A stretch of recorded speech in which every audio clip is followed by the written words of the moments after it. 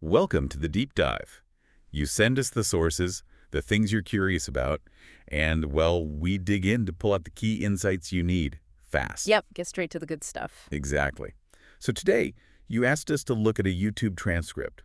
It's from Jim Rohn, Motivation HQ, and the title is Train Your Mind Like a Millionaire. So that's where we're going. Sounds promising. Big topic. It is. And look, we know you're looking for those actionable takeaways, those real aha moments, right? Stuff that can shift your thinking, but without, getting lost in all the self-help noise. Cut through the fluff. Our goal here is really just to give you a clear look at the core ideas behind this millionaire mindset. The central theme seems to be, well, that wealth and success aren't just about luck. They come from thinking a certain way. Yeah, that's interesting. It starts right off with this powerful question in the material. Like, if someone just dropped $1 million in your lap right now, could you actually keep it, grow it? Oh, that's a good one. Puts it in perspective. It totally reframes it, doesn't it? It's not just about getting the money. It's about, do you have the internal setup, the mindset to manage it, to make it work for you? Right. It really drives home that core argument. You need the right mindset first to achieve wealth and definitely to sustain it. Exactly. It's kind of like being handed, I don't know, some super advanced gadget but with no instructions. You'd be excited, sure, but totally lost on how to actually use it properly long term. yeah.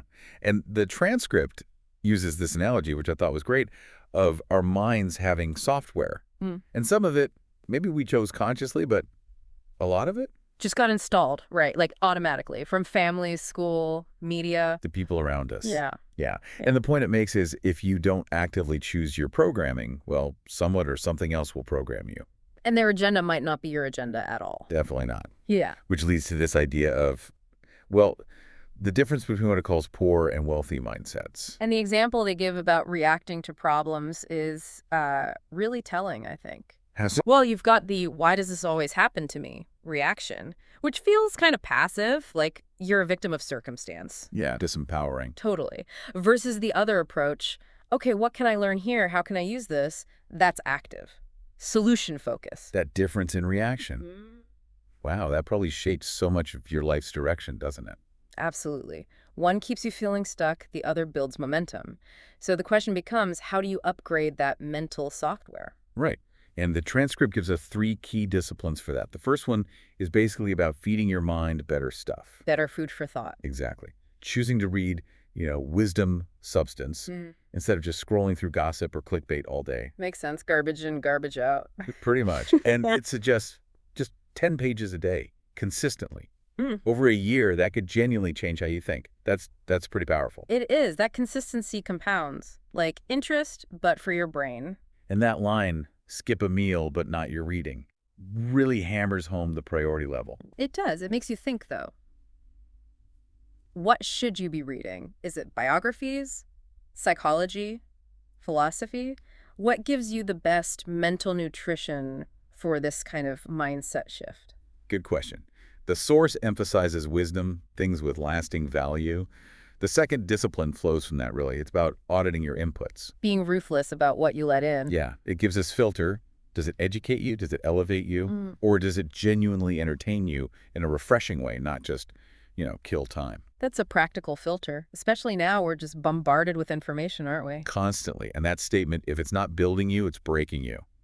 That's pretty stark. Makes you think about the subtle effects of everything you consume mentally. It's like a mental hygiene almost, protecting your bandwidth. If you keep feeding your mind junk, it's like running bad code, slows everything down, might even crash the system eventually. Okay, and the third discipline, it's about replacing those default thoughts, the automatic ones. The ones that just pop up. Yeah, with thoughts you've designed yourself, intentionally. Like starting the day by asking, who do I need to become today to get closer to my goals? Active programming. Right, and it talks about speaking these new beliefs out loud. That repetition acts like the download button for this new mental software. That shift from just letting thoughts happen to directing them, that's huge. That morning ritual isn't just wishful thinking, it's setting your intention, setting your focus for the whole day. And saying it out loud adds another layer, doesn't it? Makes it more real somehow. Definitely reinforces it, makes it stick. Which leads nicely into this whole idea of cultivating the millionaire attitude. Yeah, and it's clear this isn't just about feeling good or bad on a given day. Attitude here is bigger. It's how you show up to the world, your whole philosophy in action. Your operating system, maybe. Kinda. And the point is, you get paid, you get rewarded, not just for being there, but for showing up with the right mindset. Yeah. Being responsible, prepared, looking to add value. Exactly. And this attitude isn't just internal, it shows up in how you act. The source points out three key traits: Okay, what are they? confidence, but without arrogance; humility, but without weakness; and resilience, but without complaining. Okay, let's unpack those a bit. Confidence without arrogance. It's described as belief born from preparation. You've done the work. You focus on solutions, not just problems. It's earned self-assurance, not bragging. Got it. And humility without weakness. Yeah, it's about being teachable, Yeah. always learning, listening to others, knowing there's always another level to reach, Staying curious. Right. And the last one, resilience without complaint. That's about bouncing back, right? But more than that. It's about responding thoughtfully to setbacks, not just reacting emotionally, choosing how you frame it, controlling your response to control the outcome, instead of getting stuck in negativity or blame. Those three together, confidence, humility, resilience, that Uh-huh. feels like a really powerful combination. Balanced. It is. Drive, openness, and perseverance. And there's this great daily question it suggests asking yourself: what's my attitude costing me or creating for me right now? Ooh, that's direct. Forces you to really look at the impact. Makes you accountable for it, because your attitude ultimately is your choice, your power. Okay, so attitude is key. Then the conversation shifts to thinking long-term, but acting today. Yeah, this is a big differentiator, according to the source, between, let's say, millionaire thinking and more common short-term focus. How so? Well, it suggests those building significant success are often thinking in decades, planning 5, 10, 20 years out, whereas many people are more focused on, this week, maybe next month. Right, that whole thing about choosing between feeling good now versus feeling good long-term, instant gratification trap. Exactly. Real success, lasting success, it argues, is built on that long-term vision, combined with intentional action today. It's not just dreaming about the future. No, it's building towards it, brick by brick, day by day. The transcript suggests creating a 5-year vision for your finances, health, mind, relationships. Okay, having the big picture. But then, and this is crucial, connecting that vision directly to what you do daily, your habits, your routines, understanding that the future you want is built by today's actions or lack of action. It even suggests looking at your calendar, your to-do list, and asking yourself honestly, am I building the life I want or just trying to get through the one I have? That's a confronting question. It really is. And the analogy it uses, are you planting seeds for the future or just constantly pulling weeds from the present? Millionaires, it says, ask, what can I build now? That synergy is key, isn't it? The vision inspires the action builds the vision. It's about living with purpose today, knowing it connects to tomorrow. Which connects to the next point, choosing growth over comfort. Ah, yes, the comfort zone. Or maybe the discomfort zone. Huh. Well, the transcript is pretty blunt. It says success and constant comfort. They just don't mix. Comfort is described as a trap, disguised as a reward. Ouch. But probably true for many things. It argues we're designed to grow, to push limits, and successful people actively seek discomfort because that's where the learning happens, where new skills are built, where the real results are found. It definitely challenges that natural pull towards ease, doesn't it? We're wired to avoid pain, avoid difficulty. But the source says, lean into it. That's where the transformation is. That quote really sticks. Growth feels uncomfortable in the moment, but incredible in the mirror. Comfort feels good now, but steals from your future. Wow, that sums it up perfectly. Think about a time you did something really hard, something that stretched you. Yeah, you learn so much about yourself. Exactly. And the practical challenge offered is simple, but not easy. Do one thing every day that makes you uncomfortable. Just one thing. Could be small. A tough conversation, learning new tech skill, maybe even just speaking up in a meeting. That daily practice, consciously pushing your boundaries, that's how you build that muscle, how you reframe challenges as opportunities. Okay, so we've covered mindset foundations, inputs, attitude, long-term thinking, and embracing discomfort. What's next? It goes internal. Mastering your self-talk, that inner dialogue. Right, the voice you hear more than any other your own.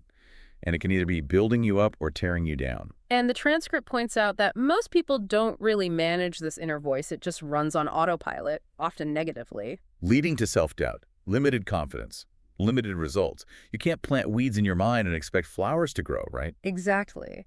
Millionaires, it suggests, monitor that conversation. They take charge of it. They don't let the inner critic run the show. So how do you do that? How do you take charge? Well, first step is awareness.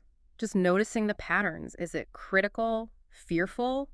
Then consciously replacing that critic with more of an inner coach, supportive, encouraging, Okay, awareness, then replacement. and then actively speaking life into your mind. Using affirmations, declarations, like that morning practice it mentioned. Declare 3 truths about yourself based on where you're going, not just where you are now. So you speak it into existence almost. You affirm the person you're becoming. Precisely. You're using language intentionally to shape your beliefs, which then shapes your actions and results. It's incredibly powerful. Speaking of language, the next section is about building your wealth vocabulary. The words we use, so important. Yeah, it argues words aren't just labels, they're signals. They shape our beliefs, our future. Yeah. Wealth, it says, actually starts in your language. How so? Can you give an example? Well, it contrasts a broke mentality, words of fear, doubt, excuses, with how millionaires speak. They speak intentionally, aligning their words with their goals. The classic example is shifting from, I can't afford that, Which feels very final, very limiting. right, to asking, okay, how can I afford that? Which immediately flips a switch, doesn't it? It turns it into a problem to be solved. Opens up possibility, puts you in control. Exactly. So the steps it suggests are, 1, consciously ditch the scarcity language. 2, actively expand your financial vocabulary, understand the terms. And 3, maybe the most interesting, protect your speech environment. Meaning the conversations you're part of. Yeah, and the language the people around you use. Surround yourself with conversations that stretch you. People who speak from a place of possibility and discipline, not limitation. That analogy, the tongue is the steering wheel of the mind. That's good. Your words direct your thoughts. So choose them carefully. And choose your conversational partners carefully too. Which leads directly to the next point. Guard your circle like a fortune. The company you keep. Jim Rohn is famous for saying you're the average of the 5 people you spend the most time with. And this transcript echoes that. It stresses the massive impact of your environment, your associations. You need to be really intentional about who's in that inner circle. Are they building you up Or maybe unintentionally holding you back, pulling you down with negativity or limited thinking. Exactly. It suggests millionaires are deliberate about spending time with people who talk ideas, who challenge them, who inspire them. So how do you cultivate that circle? Well, first, audit your current one. How do you feel after spending time with certain people? Energized or drained?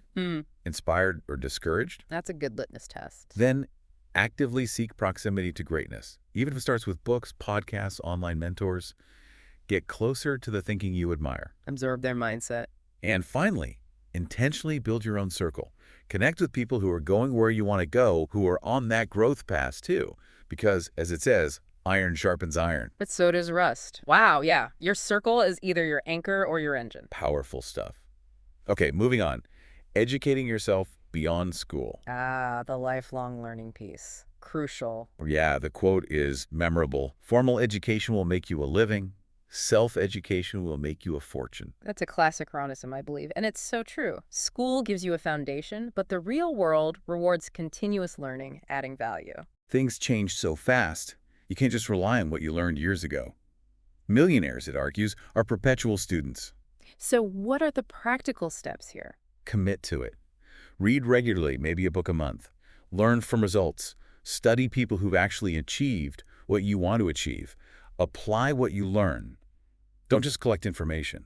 Create a learning routine. And maybe even teach what you learn to solidify it. That apply part is key. Knowledge isn't power unless it's used. For sure. The message is clear. If you're not actively growing your knowledge and skills, you're effectively falling behind. Live like a student. The best investment is always in your own mind. Absolutely critical in today's world. Continuous improvement isn't optional anymore. Okay, next up. Adopting the entrepreneurial mindset. And this isn't just for business owners, right? Not at all. It's presented as a way of thinking, a way of seeing the world, solving problems, taking initiative. It contrasts employees who might wait for direction with entrepreneurs, or those with that mindset, who actively look for opportunities. They focus on outcomes, not just tasks. So bringing that spirit to whatever you do. Thinking like an owner, even if you're not the owner. Leading with initiative. Yeah. Asking, how can I add more value here? How can we improve this system? What problem can I solve?